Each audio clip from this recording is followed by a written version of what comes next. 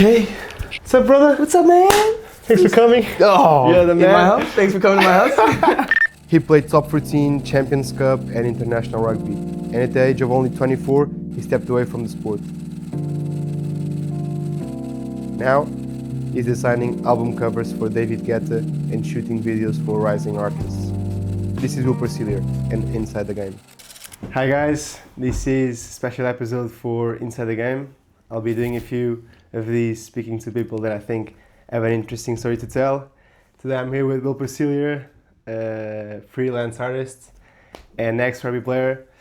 He started playing for San Francisco at the age of only 19. He played top 14, Champions Cup, Challenge Cup for the Canadian national team, because you're Canadian. Sevens team as well, for Pro D2, like a huge CV. And then at the age of only 24, he decided to retire due to many calling it a mental burnout. Yeah. Welcome, Will. Thanks, for brother. coming. Thanks for having me. It's good to see you. Always good to see you, man. So, bro, what I want to ask you first is, bro, do you feel privileged to have been my first and only roommate, though? Man, it's not a privilege. That was a burden. It was like a Jesus, bro. It was maybe my not first. a burden. It was like I guess it was your first roommate experience. Yeah. It was. I think it was my second roommate experience. I was a bit dirty. It was your first. Fucking... I think I could just tell that it was your first time living away from Bro, home. come on, give me a discount. It was my first time living abroad. Yeah, it's fair enough. Okay. Yeah. You're right. But let's speak about something interesting. That's Bro. more interesting. Bro, tell me how and why did you decide to become a professional rugby player? How did it The start? Man, it was never a plan. It was never like something that I thought could happen. Because I think maybe it's similar in Portugal, but like rugby is not the main sport in Canada or any of the countries I grew up in. So it was like, yeah, it was never in the plan. And then I think when I was like 16 or 17, I was, when you're in high school, you play pretty much every day. And then... You play rugby in high school as well? Yeah, I played high school. I think it happened like by accident. I just made a video. I made a video for high school highlights and stuff, and then I put it on Facebook, and then my dad shared it, and then I think one of his best friends saw it, and I was like, oh man, like this guy's actually good. He can play a little bit. He can kick. He can pass pretty good. Can't tackle, but that's not important. Yeah. And then the right people saw it, and then he's like, oh, you should send an email. You should send this to some clubs, and then that's. But like when you say like the right guy, do you mean like a professional or something? It was actually like perfect. It was I think it was somebody that knew one of the coaches at Stad actually. Okay. Saw it on Facebook, and then he was like, hey, you should send it to Stad. As an email? Yeah, like a video email, and then my dad sent it to like that his friend, and then his friend sent it, and they're like, yeah, we're interested. It happened crazy. It was I just shared it on Facebook. That's mental, bro. Yeah. Like imagine, like all the credits to you obviously for sending the email and go for it if you want it, but can you imagine like the amount of talent that's being wasted? Yeah, just at distance of an email, like so simple. So simple. That's what I was thinking. I'm like, man, everybody should be sending emails. Yeah, everyone. To everyone. I know. To all the clubs. Because the first one that I'm hearing about it, like, like Alvaro Garcia, the first row that's playing in San Francisco right now, he also told me that he got to San Francisco by an email. By an email, yeah. He sent like to 4 or 5 teams in top 14. And that's crazy. I think it goes to show that in rugby, the scouting system is not as developed as like, American football or even, football here or, like I think about... Yeah, it's in development sport. Yeah, and... They're not like the scouts don't see the players at a young age, and especially outside of France, and so sending an email can go such a long way in rugby. I think it's crazy. But so it kind of happened by accident. Was it like 19 years old? So I signed. I think I got interest. When I was either 17 or 18, and then they wanted me to come right after high school. And I was like, no, I enrolled in university. I want to stay in university. I want to see, and I wasn't really sure if I wanted to do this France thing because it's pretty scary. I was living in Canada. Yeah, tell me about it. Yeah, and then you're like, I don't know, grumpy French people. I don't know if I'd be keen. Yeah. And then And then I was just, okay, the train, my dad was like, dude, there's a train right now. You can either get on the train. But did you sign a contract before, or how did you work out? The process was, yeah, I think, so I actually, no, so I did 6 months of test. Oh, just so you came here with a contract, just. So no, Trying to they make signed it- I signed like a kind of pre-contract kind of thing. Okay. So it was just like 6 months of tests, and then after 2 months, they're like, okay, here's the 3-year contract. Like, here's the GIF contract, like to get GIF. To get GIF. Like a centre de formation contract. And yeah, like you got your debut at 19 years of age. Yeah. So in the internet. Yeah. With a try, With a try. First touch, First try. Crazy, man. That's My crazy. career went to here, and then after the first Right, touch. you still have the champagne there, right? Yeah, Your first- of course. So you scored a try, and you reckon they had that something prepared, or just make it out in the moment, like, oh, you get the champagne. We'll write some stuff here. And... That was for my dad. Oh, for your dad? Yeah, my dad I gave thought me it was that. like the stuff from No. Ah, that's No. sentimental. Yeah, oh, dude, that's like my dad. emotional. Because I think it was my dad's dream to play in top 14. And then when I did it, he's like so stoked. I mean, my brother and I, both our biggest fan has like always been our dad. And then, so when it happened, I don't know if he sent it. No, he gave it to me in person, I think. He's like, I got a gift for you. And Fuck. yeah, That's like, cool, man. oh, yes. I never got a champagne from my You didn't get it? No. I never drank it, so I don't know if it's good or not. Obviously. Let's open. He told me the other day, he's Celebrate like- the podcast, man. First episode of podcast. He told me, yeah, maybe I'll get you a champagne for the man, podcast. man. But yeah, so you get stuff from say, you have these huge debuts.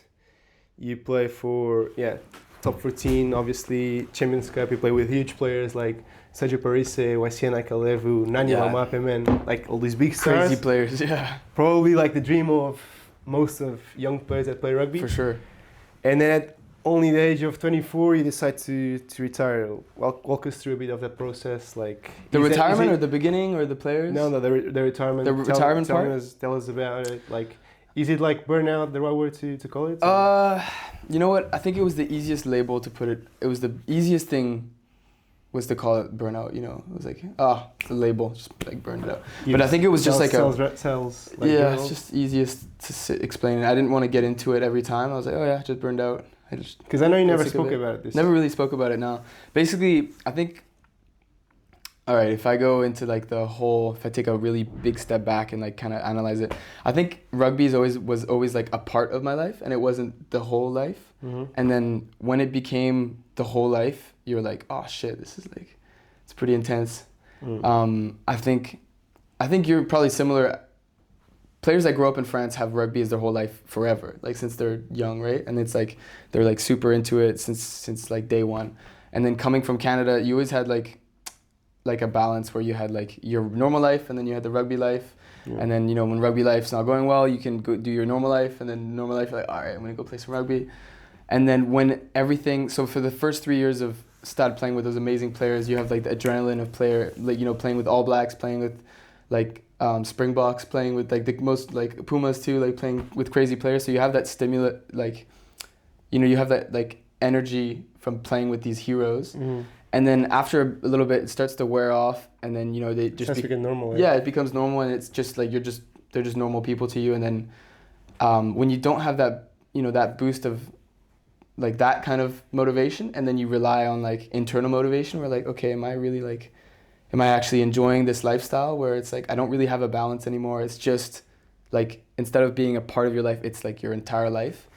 I think that balance is when I was like, oh, okay, I don't know if I enjoy this anymore. Yeah, right. I totally get what you're saying. Like, seem like from the outside we were expected to love it like 24/7. Yeah. Sport, because obviously we're doing something that we love. Yeah. And on our hobbies, but I think that when an hobby starts to become like your job, Yeah.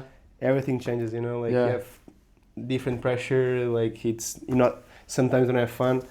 Bro, I totally understand what you're saying. And when you said that tier 2 players that come to play in France or professional, they never like had that thing of playing professional since they're young, so Yeah. they always have a plan B. Yeah. Plan B. So they have like that balance. They kind of have like that back door. They think about other things. But when you decided to retire, like, did you were you concerned about how people would start seeing you, or if they would start seeing you differently? Because obviously, when you're like a rugby player, you have other visibility. You know, like Yeah, for people like are interested on knowing what you're doing and how's your life. Were you concerned about it? Yeah, kind of.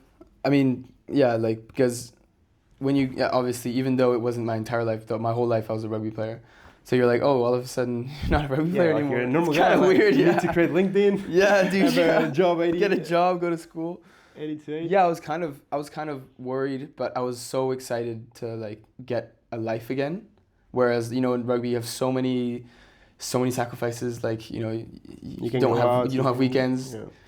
You can't really go out. You can go out. No, you can't go out. Can't really go out. Yeah, but I know what you mean. Yeah, you can't really party like you want. You can't really be spontaneous. You can't. Oh, your friend is having a trip somewhere with your friends, and you can't really just be like, oh yeah, I'm coming. You can't really be spontaneous. Even like playing sports outside, you're always afraid of getting injured. Yeah, you're kind of at the mercy of the schedule. Obviously, you're at the mercy. We have so much free time, but sometimes we can use that free time as we want it. For sure. Yeah. And so I was really excited to find that freedom again. Mm-hmm. And also I kind of set up things where I had like a really exciting end of at a really exciting transition. So when I stopped rugby, I signed myself up to school in New York. And so as soon as I finished the season, I think I had 2 months in Paris, and then I left to New York. So I was like, I didn't have time to get too like worried about what's going on, what am I gonna do? Because I was just straight into school, and then new country, new city. New York was like crazy. Yeah. Obviously, it was a big distraction for you. Did you think about a lot? Honestly, I didn't have time to think about it. I was just like, Did you try to forget it? I didn't even. I don't know if I tried to forget it. I think I was like, you know what? I've spent 4 years thinking about rugby, and I was like, it was like a natural kind of transition. So I think it actually had a really smooth transition. I was expecting it to be a little harder, where rugby provides so much stimulus, like in terms of competition, in terms of like crowds, and you have a certain kind of like regard in terms of in society. It's like, oh, you're a professional rugby player. That's pretty cool. Yeah. But I was expecting it to be harder, but because I was so focused on the new chapter and the excitement of going to school in a different place, I think it's pretty easy. Yeah, I was asking this because I saw that you raised everything of rugby and in your social media. Yeah, I guess it's a fair point. I think I was in a transition where you're like, who am I without the rugby part? So let's build something new, and then let's see if I'm a valuable person without the rugby. Yeah, that's important. That's a good point. You know what I mean? Obviously, man. Obviously, I feel that rugby defines us, but if you look at it, no, it's you define yourself. And that was the worst nightmare would just be like, oh, you're just a rugby player. It's like, damn, you got no other substance. You got nothing. And was it like a decision that you took it suddenly, or did you try to push it at first? The decision? Did you speak to anyone, like a psychologist or for the retirement? Family? Yeah. I think I actually remember really specifically which moment it was. Oh, yeah? It was, I remember. Was it like a specific moment? It was a specific moment. One specific moment. Rainy day. Yeah, literally. Training. Yeah. No, it wasn't. It was a game. It was away game. We were playing with Van away game against Agen, and all muddy the floor. It was shit. It was like a December game or something, away game. So we sent just not a great competitive team. And then we got 40 points. I think the score was 40. I was on the bench. It was 40 to 10, and then I was with our fly half, and we're looking at each other like, this is shit. And then at one point, so I get in. It's line out on our 5 meter line, and then they're like, okay, let's go in. Will and Max go in. We're like, man, come on. On the 5 meter, it's raining, and you want us to go in now? I'm not gonna tackle. I'll show you. No, that. we were attacking. We had to get out, but it was raining like crazy. You could have scored. It was good. No, it was on. We were defending. Oh, so it was 5 meter defending in our line against the wind. Okay. It was just shit. Anyway, the game was shit. It was 60 to 15 or something. We got messed up. And then after the game, my body was hurting, and I was just I had I got a head knock, so I was I had a headache. and I was just fucking muddy, and just there was no enjoyment, and we had like a 13, 14 hour bus ride to go back to Van, and it was like 11 o'clock, so we were gonna be on the bus for the next like 14 hours. Yeah, that's a full of. And I called my dad, and I was like, he's like, so son, how was the game? I was like, I'm pretty shit. There's not much fun that's going on right now. Yeah. And he's like, okay, I love you. I was like, and then I was like, fuck man, I feel like I'm depressing my dad. Yeah. And then that kind of started like a snowball where I was like thinking, man, is this how I spend Saturday nights now? It's like just not that much. And then obviously there's the summer games that are so much fun, but I was like, there's like the ratio between like having really good moments and like having like these like, I don't know, like the harder moments, and like, oh, I feel like there's more. You're not enjoying I was it? like ready. Yeah, I was like, I think there's more. I think I can enjoy more. Like, I think I've done the rugby side. I had like a really good time, met some crazy people, some great friends. I had the stimulus of it. And then I was like, all right, I'm keen to like start discovering more outside what more like my youth has to offer, if you know what I mean. Like, because sometimes some players like they go through the process, you know, like they'll be kind of like a squad player for like 6 years, you know, and then they like end their career, they're like 33. They didn't really have much youth, you know, they would never be able to. No, that's like something that I'm always concerned, you know, Yeah. but I guess we have to make decisions, and Yeah, for sure. and, But yeah, any job is perfect. Yeah, So for sure. No, yeah. there's But no I think it was perfect just a combination of everything. I was like, Did you speak to someone? well, about it, just or- my dad. Honestly, I spoke a lot about my dad, Yeah. and then like, cause you know, when you're a rugby player, it's like, is it even possible to not like Yeah, rugby? obviously. Is it possible to not like to quit? Yeah. So I talked to my dad, and he's like, oh, you know what? He was super supportive. He's like, I'm proud that you are considering it. That means you're able to realize your situation. Mm-hmm. Like, cause I think I started clicking off before I even knew I wanted to stop. You know what I mean? I started enduring training. I started to endure training instead of like enjoying training. Yeah. I was just like, oh, okay, I have When to you finished, train. you want to go home? Yeah, I should go Just home. thinking Yeah. about- So he noticed that. I lost like the love for it before even I realized it. Mhm. So he was pretty happy that I came to the realization, because I don't think By he wanted yourself. to. Yeah, he didn't want to tell me. I'm like, mate, I think rugby. Yeah. I think you're not enjoying rugby anymore. Because how do you react to that? Like, I don't know if my father would tell me that. I really don't know how. If Yeah, I how would would you react? react to that like the defensive. Yeah, To say no. I love it. Yeah, I love it. No, I love it. But yeah, I know, like, totally know what you mean. Like, it's totally normal having these setbacks. And do you like have any advice to people that are passing through similar moments? Like, you don't need to be in rugby, like Yeah. in any kind of work, like that are falling out of love for the job or Yeah. We don't have, your first option should not just be to quit and Yeah. stop. I don't know.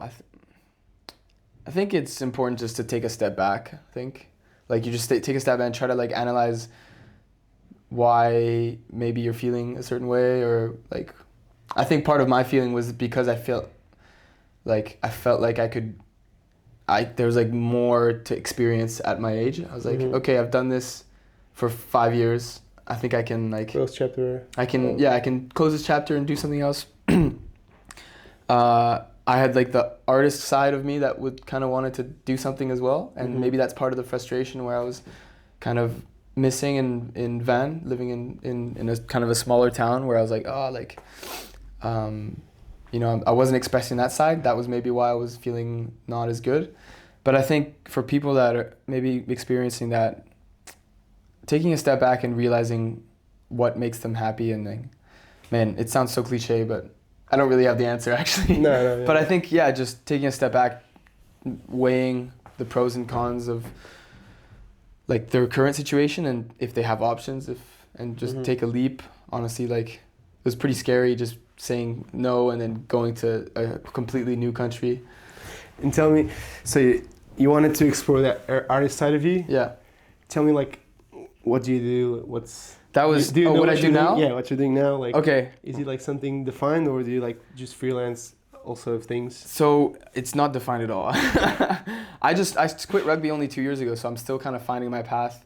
But I think what I would consider it now is just art direction. So I've been doing, I think my hobby is making digital art. But I think on the I saw your Instagram. You have like a lot of followers. yeah, some of the stuff like people are enjoying, so it's sweet.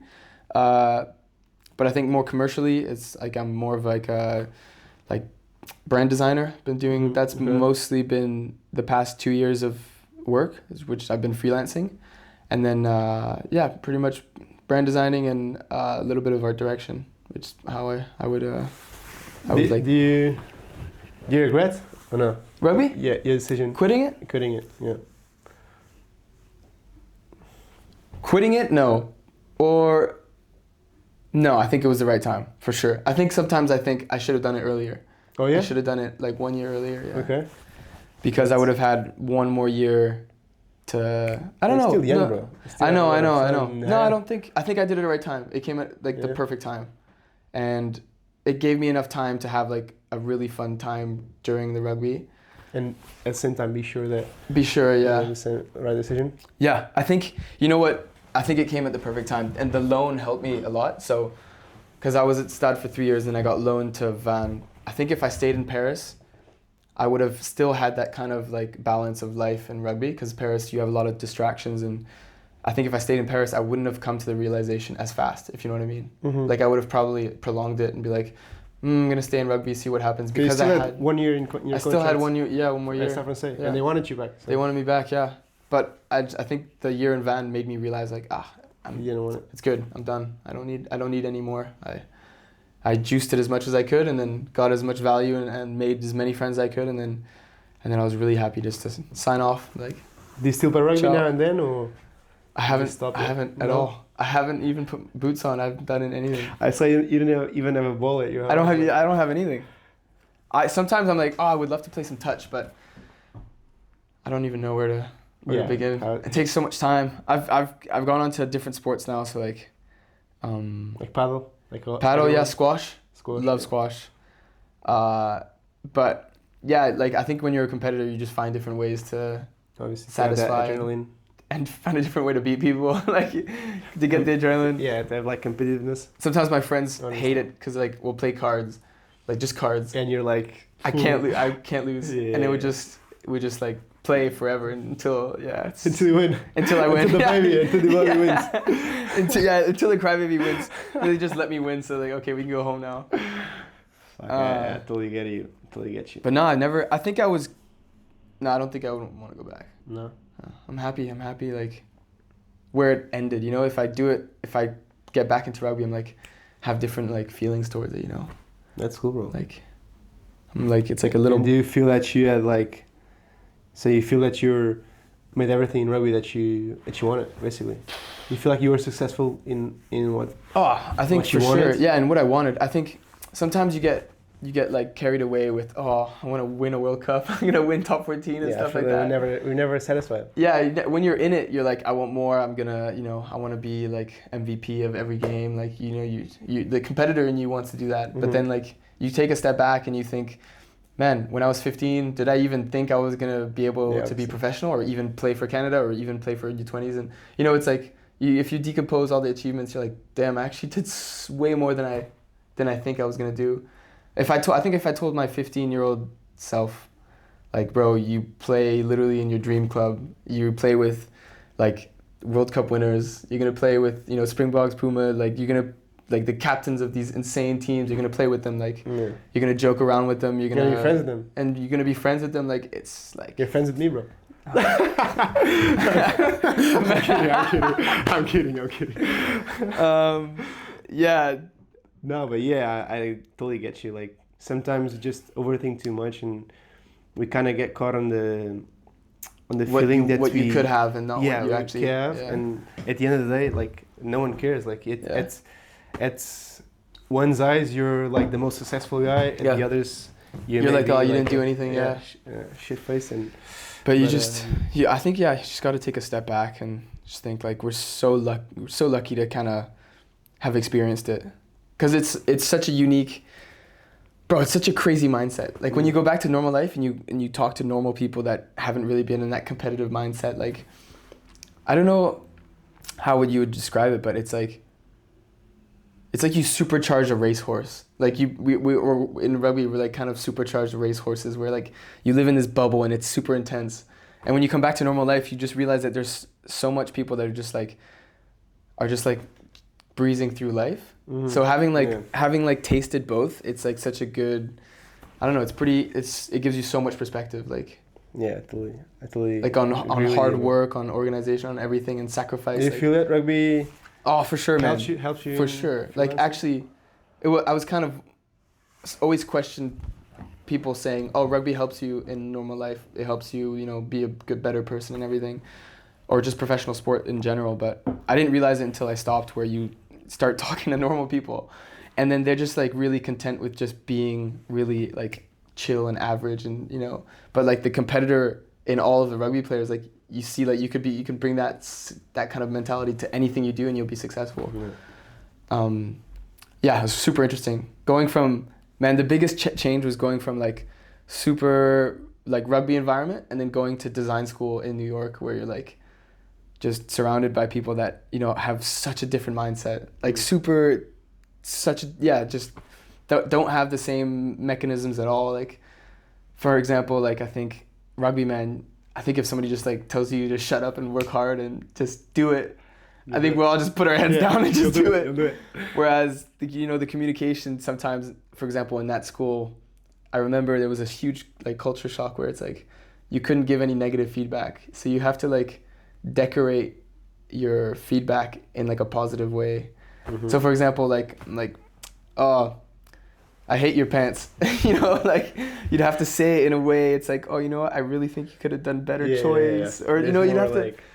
And so rugby, yeah, it just gives you like, I think it just gives you tough skin, and it gives you so many different things. But yeah, it's no, yeah, totally like prepares you for the real life. yeah. Oh Real man, life like after. when you get into real life, you realize how much rugby is like we're wired like differently. Okay, man. I think that's it. Did everything? You want to say anything else to I think maybe like young people that are wanna make it? Oh, want to make it? Yeah, wanna make it, wanna grind his life. Am I in the best position to tell people how No, obviously, because people you've been make it? there and you're not there anymore. I think what I've tried to carry through now, like, is fall in love with what you do. I think is the easiest way. Because if you like it so much, then you're gonna spend time in researching and kind of falling in love with it. Like when I was in love with rugby, it was like doing 300 passes a day against a wall for like every day for like 6 years. And then now that I'm falling in love with this like art direction, it's just like I'm constantly looking at, you know, inspiration, looking at other designers, other photographers. Like I'm kind of falling in love with that. And then as long as you love it, like I think it's super corny, I think. Yeah. But like if you fall in love with something, you're just gonna automatically you're gonna rise to the top, because you're just gonna want to be immersed in it. You get good without even noticing you're getting good at it. So I think, yeah, just fall in love with it, and then Do what you love. if you don't love it, then consider why you're doing it. Because I think if you do something for this much time, if you don't love it, you're gonna realize, oh, wasted a It's lot not of worth time. it. Yeah, Like, it's I not need to worth find it. something I love. So I think, yeah, just follow what you love. Follow what you love. That's You're gonna finish with the that. most- Perfect. Follow what you love. Yeah, I guess that's it. Yeah, mate. Thanks for coming, man. Pleasure. Thanks for Pleasure, man. sharing your story. Thanks for asking the right questions, No, man. it's so useful. I hope it's useful for the viewers. Yeah, me too. If it's not, it was useful for me, man. Fuck yeah. Thanks a lot, bro. I appreciate you asking. I'll consider giving up rugby tomorrow, but Come No, here, I'm man. kidding. Come back to Paris. No, I can't. I'm kidding, bro. Thank you for welcoming into your house. Of course, man. So it's a pleasure. Love the decoration. Relive- champagne. Bro. Relive Camera. the glory days. Relive the glory days. Our house, it was unbeatable, bro. Oh yeah. Sorry, man. Sorry. That's too good. Nah, perfect. That's it. Sweet. Hope you enjoyed it. We're good, man. This is when it was.